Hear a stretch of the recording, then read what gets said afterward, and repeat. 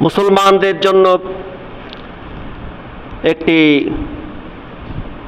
কঠিন কণ্টকাকীর্ণ পথ অতিক্রম করতে হচ্ছে, কারণ ইহুদি খ্রিস্টান মুশরিক সবাই একতাবদ্ধ। আল কুফরু মিল্লাতুন ওয়াহিদা। নবী করিম সাল্লাল্লাহু আলাইহি ওয়াসাল্লাম বলেছেন, কাফেররা সবাই কিন্তু একই জাতি, যদিও তাদের মধ্যে আমরা বিচ্ছিন্ন দেখি, তারা মুসলমানদের একনিষ্ঠ মুসলিমের জন্য সবাই এক। কিন্তু সবচেয়ে ভয়ানক হচ্ছে মুসলমানদের মধ্যে মুনাফিক।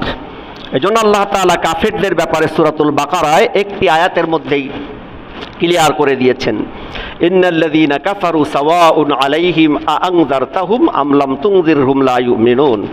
কাফেরদেরকে আপনি সতর্ক করুন আর নাই করুন সমান। কিন্তু মুনাফিকদের ব্যাপারে সুদীর্ঘ আলোচনা করেছেন সূরাতুল বাকারায়, এবং প্রথমেই মুত্তাকীদের ব্যাপারে বলেছেন। এর অর্থ হচ্ছে মুসলমান শুধু নামধারী হলে হবে না, মুত্তাকী হতে হবে।